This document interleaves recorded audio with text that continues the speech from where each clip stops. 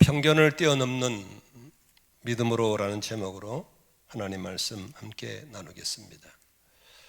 여러분, 살아가면서 우리가 편견을 많이 갖게 되죠. 편견으로 어려움을 당할 때도 있고 편견으로 남에게 어려움을 줄 때도 있죠. 재미있는 얘기 하나 할게요.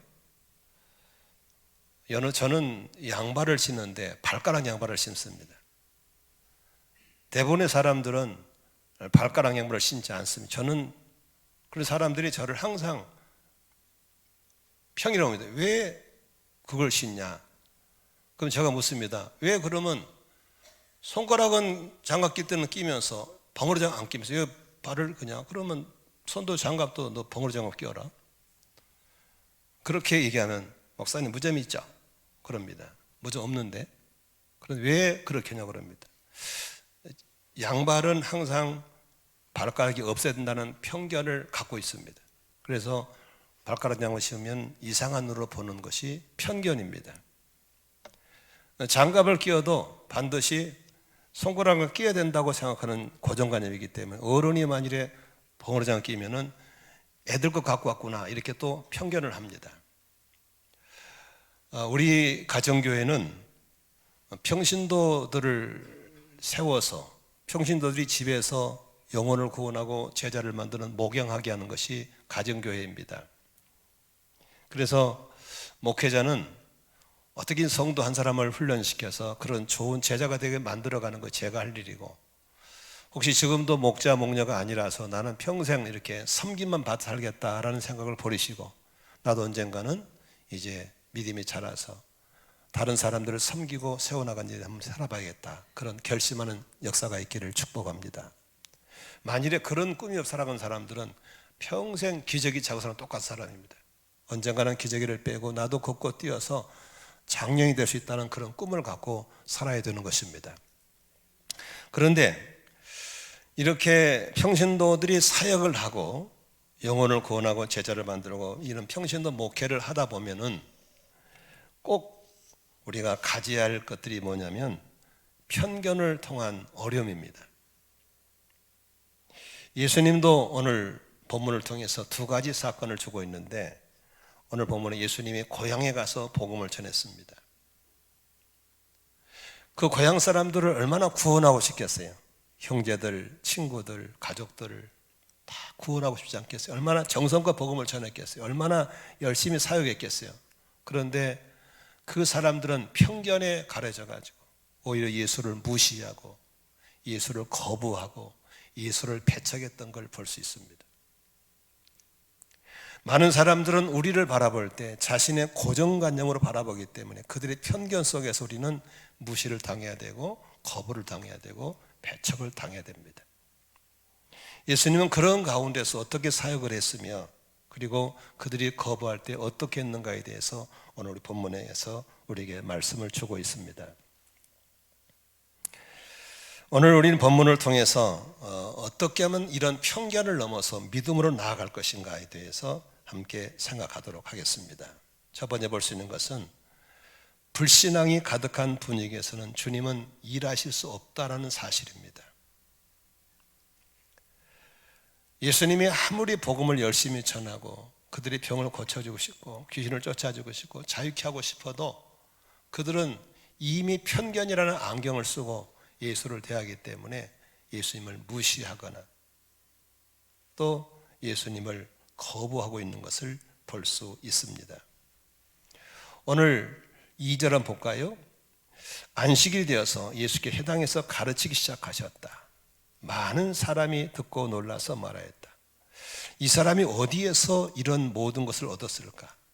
이 사람에게 있는 지혜는 어떤 것일까? 그가 어떻게 그 손으로 이런 기적들을 일으킬까? 이 사람은 마리아의 아들 목수가 아닌가? 그는 야고보와 요셉과 유다와 시몬의 형이 아닌가? 그의 누이들은 모두 우리와 같이 여기에 살고 있지 않는가? 그들은 예수님에 대해서 전의 직업, 저 사람 목수 아니야? 전의 직업을 가지고 예수에 대한 편견을 갖고 있습니다. 저 사람 동생이 야고보, 요셉, 유다, 시몬 그 집 형 아니야? 가족력을 가지고 예수를 평가하고 있었습니다. 그의 누이들, 가족들이 다 우리 나사렛에 살고 있지 않는가? 출신을 가지고 예수를 평가하고 있었습니다. 많은 사람들은 자신이 갖고 있는 편견을 가지고 접하면서 오해하고 마음문을 닫아버립니다. 저는 오랫동안 목회하면서 작은 교단에 속해서 목회해왔습니다. 그리고 그렇게 알려지지 않는 신학교를 나온 출신 목사입니다.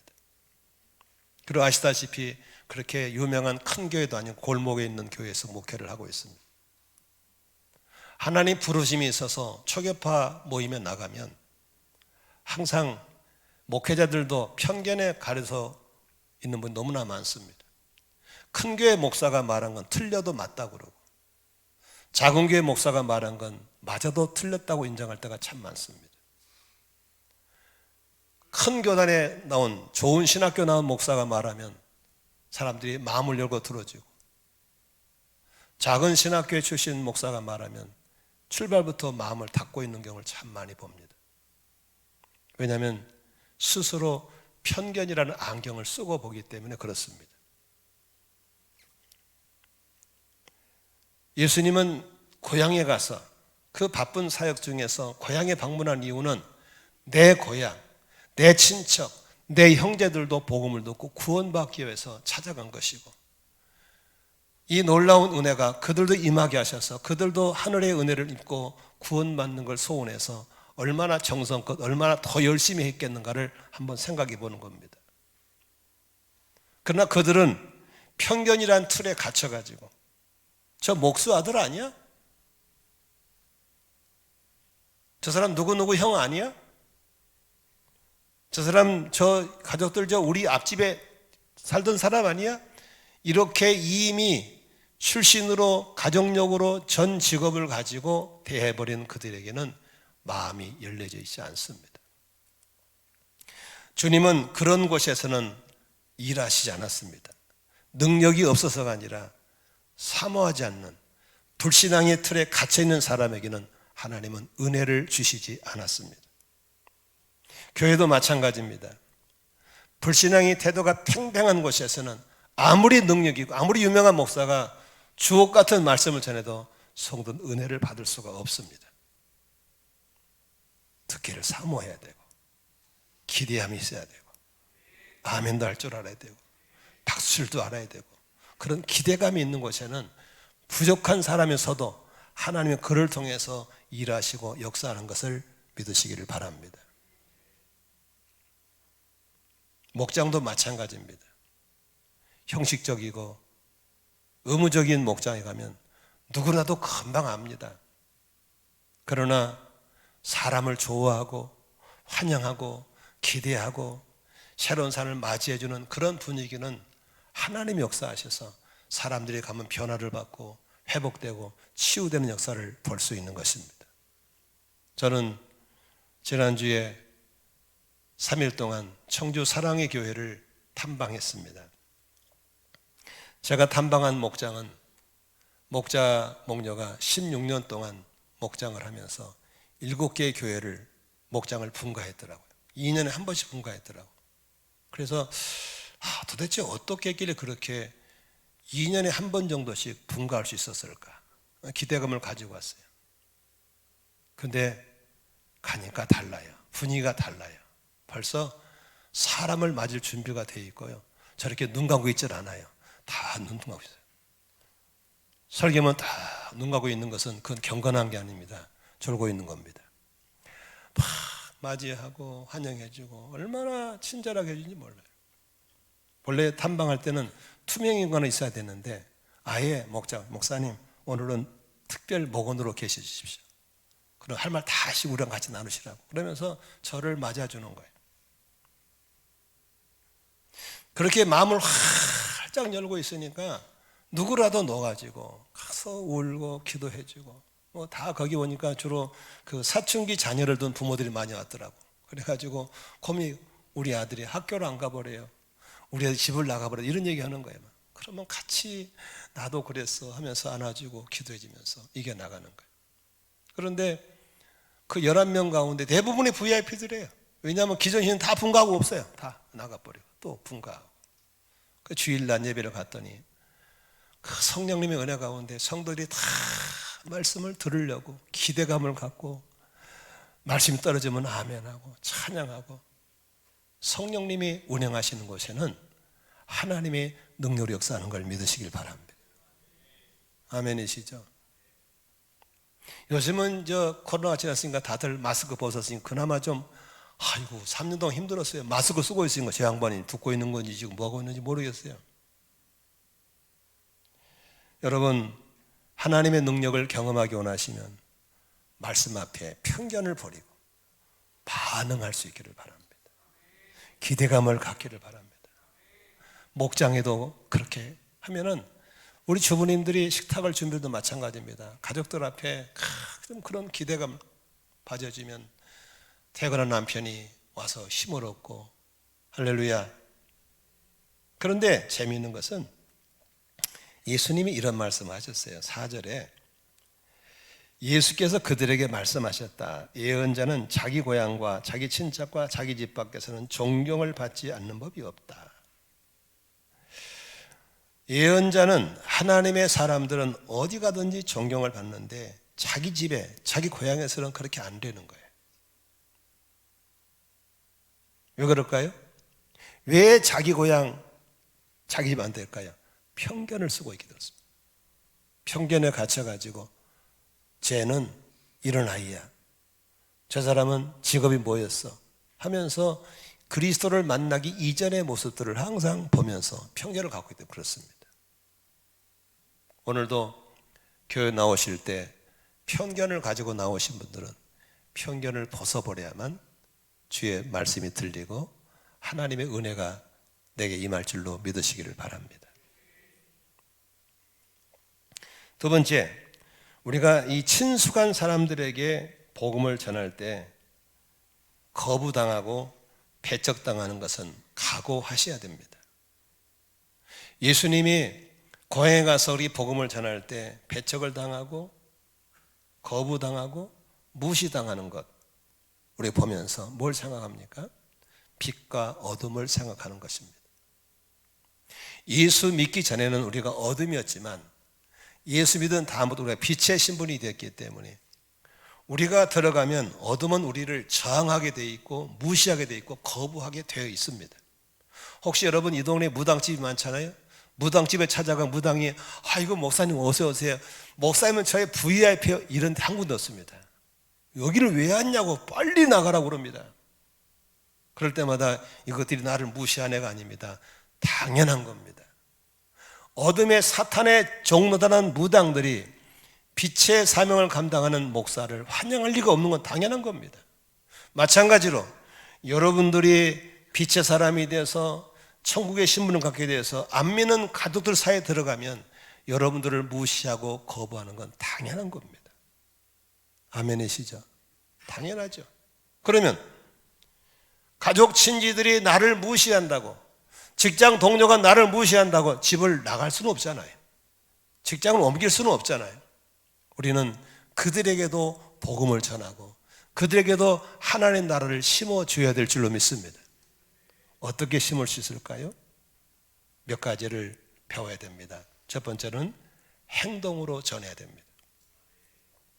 가끔 만난 사람도 언제 만날지 모르기 때문에 입으로 말로 복음을 전해야 되지만, 맨날 만나는 가족, 친지, 안 믿는 남편, 아들, 딸, 부모님에게는 말로 전도하는 게 아닙니다.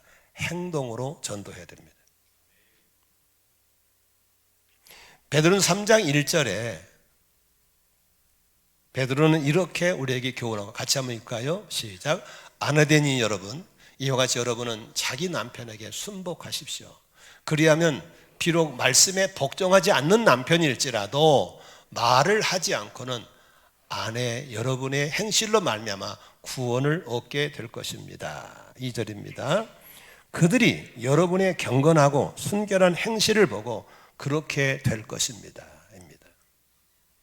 조금 전에 우리 한윤 자매님이나 김명 자매님에게 내가 칭찬하고 싶은 것은, 먼저 믿은 아내가 그래도 남편에게 일말에 덕이 되는 삶을 살았기 때문에 남편이 아내를 보고 나온 줄로 믿습니다. 나는 그렇게 생각합니다. 복음을 가진 사람들은 집에서 존경받는 사람이 없다고 얘기합니다. 가까운 남편, 아내, 부모님, 자녀, 친척, 직장 동료들 내 말에 귀를 기울이지 않습니다. 다 안다 이거야. 편견을 갖고 있기 때문에. 그들에게 전도하는 유일한 비결은 뭐가 있을까요? 행실입니다. 그러려면 어떻게 해야 될까요? 뭘 바꿔야 될까요? 안 믿는 남편을 볼 때 미운 게 보여, 이쁜 게 보여? 빨리빨리 해봐요. 아이, 남편들 안 믿는 분들 있잖아요. 미운 게 보여, 이쁜 게 보여? 미운 게 보이죠. 눈을 바꾸셔야 됩니다. 남편의 장점이 보이고 남편의 강점이 보여야 됩니다.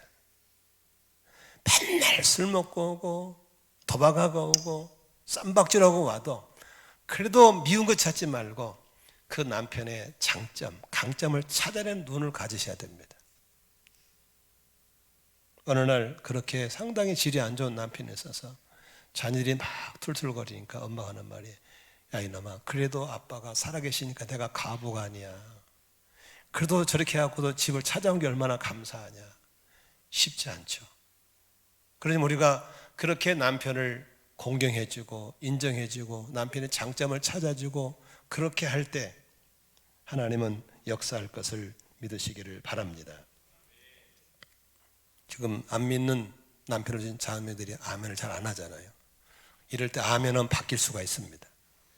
하나는 우리 남편의 장점이 보이게 해주십시오. 교회를 안 나온 우리 자녀, 아들, 딸의 장점과 강점이 보이게 해주십시오. 할렐루야. 날마다 눈만 뜨면 일터에 우리 상사 장점과 강점이 보이게, 교회에 단다고 핍박하는 내 직장 동료가 장점과 강점이 보이게 해주십시오. 하나님이 기도하시면 우리의 눈을 바꿔줄 줄로 믿습니다. 두 번째, 그 안 믿는 가족들에게 장점과 강점을 보지만 언어를 바꾸셔야 됩니다. 우리 습관 속에 그렇게 어둠에 속해 있고 빛된 나를 거역하고 무시하면 자꾸 언어가 경박 언어가 나가게 되어 있습니다. 이럴 때일수록 그 남편에게, 그 자녀에게, 직장 동료에게 존칭어를 쓰는 게 굉장히 중요합니다. 사람은 죄성이 있기 때문에 남을 비하하는 말을 참 하기 좋아합니다. 예를 들어 볼까요? 여러분 어떤 사람이 보세요. 자, 어느 날 신문에 보니까 초등학교 동창이 유명해져 가지고 신문에 딱 떠 있는 거야. 그럴 때 두 친구가 만나가지고 하는 말이, 그 아무개하게 말이야, 초등학교 다닐 때부터 참 착하고 똘똘해 보이더니 역시 큰 사람 될 줄 알았어. 이렇게 말하는 사람이 있고, 옆에 친구는 야 그놈 나한테 몇 개 터졌는데 잘 컸네, 용됐네, 용됐어, 이렇게 말하는 사람이 있습니다. 여러분은 전자입니까 후자입니까? 표현하지 마세요. 저 같은 경우는 후자일 경우가 참 많았습니다. 또 제가 만난 대부분 사람들도 그렇게 상대방을 비하하는 데 익숙해 있습니다. 왜 그럴까요? 우리 속에 그런 죄성이 들어있기 때문에 그렇습니다. 이 죄성을 다스려야 될 줄로 믿습니다. 그래서 남편과 안 믿는 가족, 친지들, 직장 동료에게 장점과 강점도 찾지만 언어를 바꿔서 그 사람에 대해서 좋게 말하는 습관을 가져야 될 줄로 믿습니다. 여기 안 믿는 남편을 두신 주부들에게 제가 부탁하고 싶습니다. 자녀들 앞에서 아버지 흉 보면 안 됩니다. 자녀들 앞에서 그 아이들의 아버지를 흉을 보면은 그건 어리석은 엄마가 되는 겁니다. 그런 바보 같은 아빠하고 결혼해서 사는 당신은 더 바보인 걸 믿으시 바랍니다. 하늘 보고 침 뱉으면 그 침이 어디로 갑니까? 내 얼굴에 오는 겁니다. 그런 말을 들은 자녀가 아유 우리 어머니 훌륭하시네, 저렇게 못난 남편을 살아주시고 그렇게 얘기 안 했습니다. 그 아들은 그 엄마를 똑같이 취급해버립니다. 그리고 엄마 아빠를 존경하지 않고 아이들은 서서히 부모를 떠나보여 교회를 떠나게 될 겁니다. 누가 뭐래도 내 남편은 내가 선택한 결혼 생각 때문에 남편의 존경심을 가지고 경어를 사용할 수 있기를 바랍니다.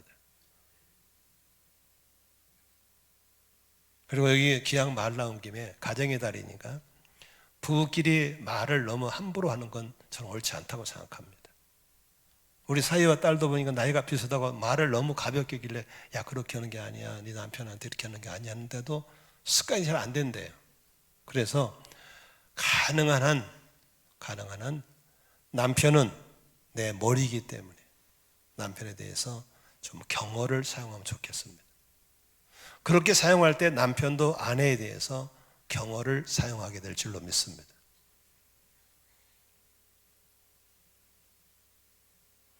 아멘 해야 바뀌는데 잘 안 하네요. 속으로 하세요? 오늘부터 우리 남편, 안 믿는 남편들, 안 믿는 가족들, 안 믿는 동료들, 직장 동료들에게 하나님 내게 장점과 강점을 먼저 보는 눈을 허락하여 주시옵소서. 하나님, 내가 그들에게 용어를 사용할 때도 언제나 칭찬과 덕을 세우는 말을 먼저 하는 자가 되게 해 주십시오. 이렇게 바꿔 나갈 때 그들은 나를 무시하고 그들은 나를 배척하고 그들을 아예 거부해도 반드시 빛이 어둠을 품어내는 역사가 일어날 줄로 믿으시기를 바랍니다. 세 번째로 생각할 수 있는 것은 여러분, 그렇게 장점과 강점을 찾고 경어를 사용하면서 한편적으로는 정말 그 사람이 클 수 있기를, 사람을 키워줄 생각을 하는 것이 필요합니다. 우리 죄성은 항상 사람을 밟고 내가 올라서려는 기질이 있습니다. 그건 예수의 방법이 아닙니다. 예수님은 섬김을 받으러 온 것이 아니고 섬기러 왔다라고 했습니다. 그 섬김이랑 우리 가정교회에서는 뭐라고 하냐면 그 사람을 성공시켜주는 게 섬기는 겁니다. 그런 섬기는데 뭘로 섬기느냐? 나의 희생으로 하는 겁니다. 저는 지난주에 어떤 선교사님과 대화하면서 그 섬김의 정의를 그렇게 얘기하시더라고요. 예수님은 자기 자신을 죽을 때까지, 물과 피를 다 쏟아 나를 죽을 때까지 우리를 성공시켜주는 분이에요. 우리도 사람들을 만나면 성공을 시키기 위해서 쓰다 남는 것으로 성공시켜주는 것이 아니라 나를 드리고 나를 희생하고 나를 헌신해서 성공시켜야 될 줄로 믿습니다. 이번에 청주 가니까 내가 방문한 그 목녀님이 대단하시더라고요. 16년 동안 어떻게 지내냐 했더니요, 33살 때부터 남편이 아픈 거예요. 하루에 2시간 이상 활동 못해요. 누워있어 종일. 남편이 애가 둘인데 누워있는 남편, 애들 둘 키우면 살 길이 없는 거예요. 그래서 피아노 과외 레슨하며 사는데 15평짜리 임대주택 살면서 목녀를 하는데 목사님이 목녀가 뭔지 모르지 섬기라고 돼. 그래서 16년을 섬기는데 섬길 게 없어가지고 돈이 없으니까, 그래서 항상 밤에 10시 되면 홈플러스 그 마무리 떨이장, 파장이라 그러죠. 그거 사러 가서 사다가 목원들 이렇게 섬겨드리고 그렇게 10년을 했더라고요. 야, 어떻게 그렇게 할 수 있을까? 그러면서 애들 키우고 남편 치료하고 목자들 섬기면서 10년을 하는 사이에 하나님이 남편을 회복시켜 주시고 자녀들도 다 바르게 크고, 남편은 공인중개사 자격을 따가지고 지금은 세종시에서 아주 부동산 하는데 잘 된대요. 부동산이 보통 한 달에 2-3건만 해도 유지가 되는데 그 집은 하루에 한 것이 된대요. 너무너무 하나님이 복을 주셔서 그러면서 분가시켰는데, 나는 목자도 훌륭하지만 참 목녀를 보니까 무엇이 섬김인지, 그러면서 그 6목장, 7목장을 분가해 나가면서 다 성공시켜주는 거예요. 이렇게 할렐루야. 그러면서 그 예수의 사랑으로 나를 변화시킨 그 예수를 전하기 위해서는 그렇게 그 길밖에 없었다는 거예요. 남편이 변화받고 애들이 변화받고 그 7목장이 잘 번성해 나갈 보면서, 그런데 벌써 또 분가를 준비하고 있더라고요. 이제 언제 2년밖에 안 된 분인데 벌써 분가를 준비하고 있더라고요. 우리 속에 빛으로 어둠을 품어내는 역사가 일어나기를 주의 이름으로 축원합니다. 그래서 우리 가족들, 친지들, 직장 동료들을 모두 다 구원시키는 하나님의 사람들 되시기를 주의 이름으로 축원합니다. 그런데 예수님이 그렇게 고향에서 열심히 했지만 그들이 막 저항하고 거부하고 무시하니까 예수님이 몇 사람들에게만 고쳐주고 구원을 줬다 그랬습니다. 그 몇 사람 누구겠어요? 그렇게 불신이 팽배한 가운데서 마음을 열고 사면사에게는 은혜를 주시는 걸 믿으시길 바랍니다. 그러므로 아무리 불신앙이 팽배하고 어둠이 진한 곳에도 언제나 입을 열고 귀를 기울이면 하나님이 그 가운데서도 살리는 은혜를 주시는 걸 믿으시기 바랍니다. 그런데 예수님이 이제 더 이상 사역할 수 없을 때 제자들 데리고 다른 곳으로 가게 됐습니다. 오늘 7절부터 볼까요? 7절에 보면 읽겠습니다. 그리고 12제자를 가까이 부르셔서 그들을 둘씩 보내시며 그들에게 악한 귀신을 억누르는 권능을 주셨다. 그렇게 따로 다른 지역으로 보냈습니다. 여기서 우리가 주님께서 우리에게 평신도에게 목자로, 목녀로, 목원으로 이렇게 사역을 시킬 때 세 가지의 이 사역의 원칙을 꼭 알아야 됩니다. 첫 번째로 하나님은 사역을 시킬 때 그냥 일만 시키는 게 아니고 감당할 권능도 주시는 걸 믿으시기를 바랍니다. 7절에 다시 한번 읽어볼까요? 시작. 그리고 12제자를 가까이 부르셔서, 같이 읽어요. 시작. 그리고 12제자를 가까이 부르셔서 그들을 둘씩 보내시며 그들에게 악한 귀신을 억누르는 뭘 주셨다? 권능을. 그 결과로 13절에 보니까 어떻게 했어요? 그들은 많은 귀신을 쫓아내며 수많은 병자에게 기름을 넣어서 병을 고쳐주었다 했습니다. 주님께서는 우리에게 일만 맡긴 게 아니고 일을 맡긴과 동시에 감당할 능력도 주시는 걸 믿으시기를 바랍니다. 우리 이런 말 자주 하잖아요. 자리가 사람을 만든다 그러잖아요. 사람이 자리를 만든 게 아니고 자리가 사람을 만든다. 우리가 무슨 일을 맡기면 저는 못해요 능력이 없어 그러거든요. 아닙니다. 맡길 때 받아만 주시면 그 일을 감당할 수 있는 지혜와 능력은 하나님이 주시는 걸 믿으시기 바랍니다. 내가 그럴 능력이 있고 지혜가 있는 게 아닙니다. 하나님이 부르셔서 이거는 좋겠다, 아멘, 순종하겠습니다 했을 때 감당할 능력을 주시는 걸 믿으시기를 바랍니다. 그러므로 우리가 꿈을 가지고 나도 목자해야 되겠다, 나도 목녀해야 되겠다 할 때 능력을 준비하는 것이 아니고 순종할 마음을 준비하시면 하나님이 감당할 능력 주시는 걸 믿으시기를 바랍니다. 이번에 그 목사님이 그런 얘기 하시더라고요.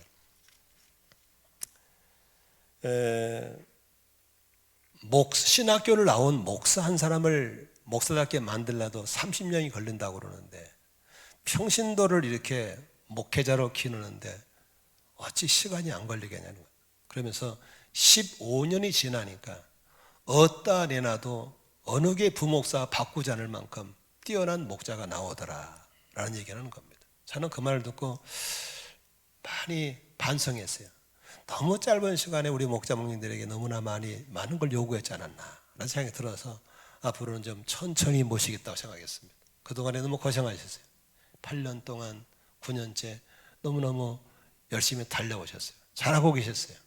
그러나 앞으로도 우리는 얼마든지 하겠다는 마음만 가지면 필요한 지혜 주시고 필요한 능력 주시는 걸 믿으시기를 바랍니다. 여러분들 열심히 간다고 보면서 청년들도 많은 분들이 앞으로 그렇게 목자 목녀로 헌신하지 않겠나 싶습니다. 저는 지금 40년이 넘게 목회하면서 정말 죄송합니다.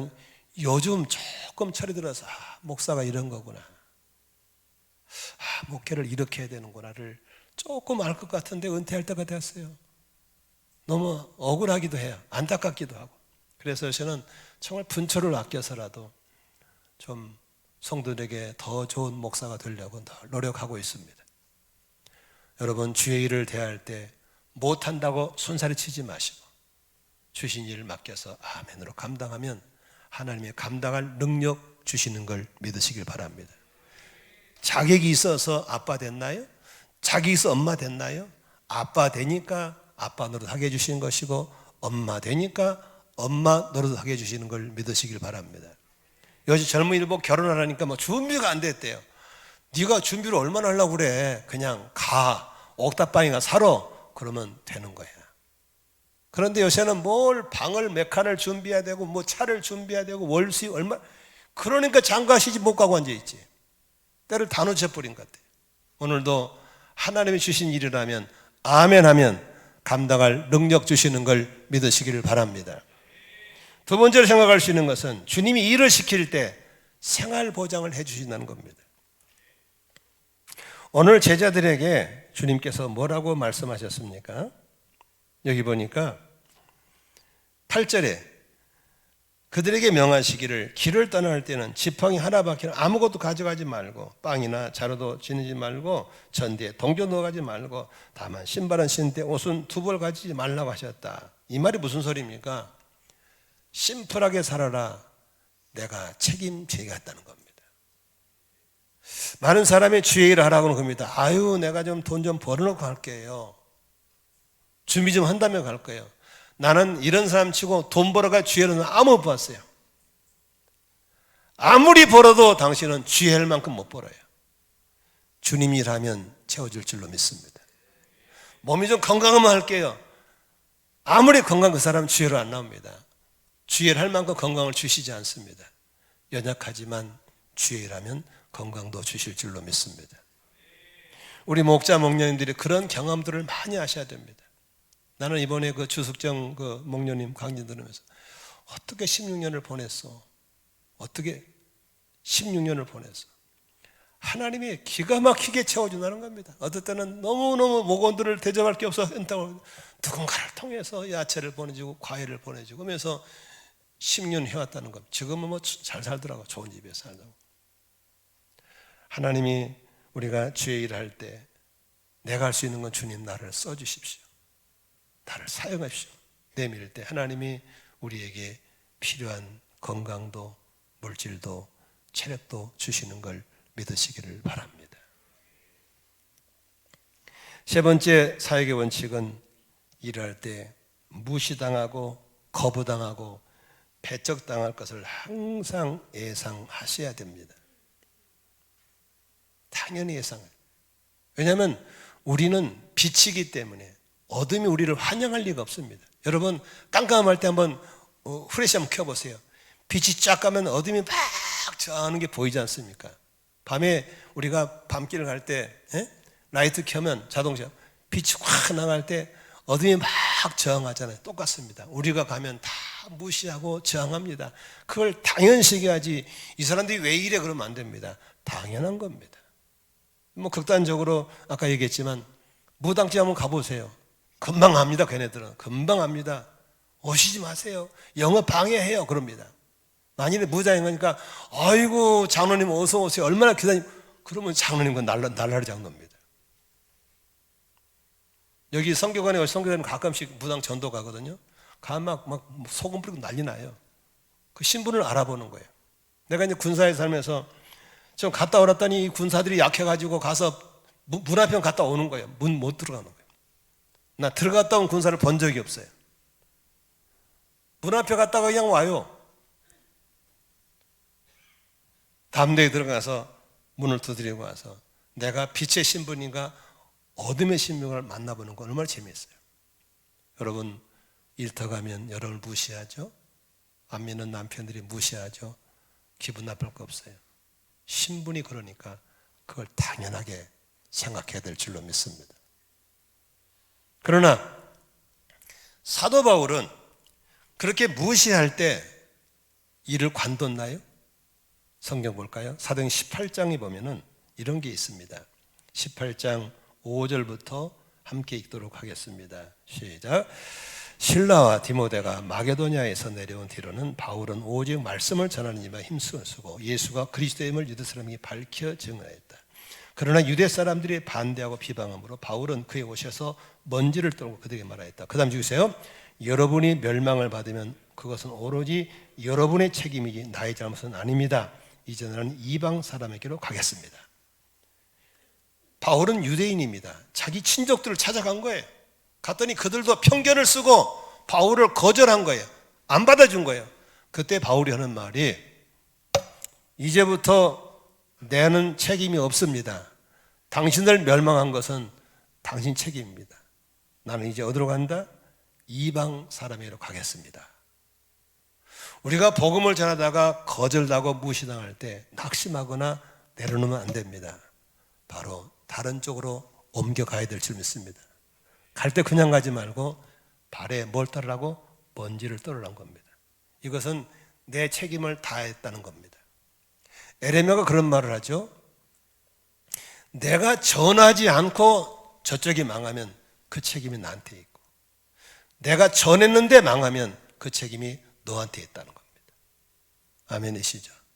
그러므로 우리는 핍박과 무시당한 건 당연하지만 낙심하고 좌절하지 말고 바로 그 복음을 들고 옆 동네로 가야 될 줄로 믿습니다.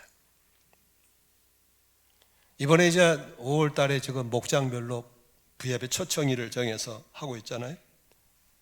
가정교회는 목자님의 재량이 큽니다. 여러분이 뭐 밖에서 모이건 안에서 모이건 볶아 먹고 구워 먹고 마음대로 하세요. 그러나 한 가지 제가 부탁하고 싶습니다. 그 VIP와 관계 속에서 대결 의지로 가면 안 됩니다. 특히 주부님들 자꾸 이 성질을 건드려 가지고 남편이 내가 절대로 안 갈 거야, 너를 봐 절대, 이렇게 하면 안 됩니다. 그렇게 하면 안 되고, 항상 안 온다 그러면 다음에 오라고 이렇게 하지, 뭐 이번에 꼭 안 오면 뭐 선을 끄겠다는 등 이런 극단적인 표현을 안 쓰시기를 바랍니다. 그래서 내가 남자를 전도해 보니까 남자들이 아이고 저 마누라 절대로 안 가기나 결심했다고. 그래서 그 안 믿는 남편과 관계가 인격적으로 깨진 데가 너무 많아요. 그렇게 하지 마시고 이렇게 얘기하면 좋습니다. 꼭 나오라는 얘기는 아니고, 그런 나오고 싶은 마음이 생길지도 모르니까 어디서 언제 모이는지는 매주일날 연락을 드릴게요. 부담받지 말고 나오게 되면 나오십시오. 이렇게 여분을 열어두시기를 바랍니다.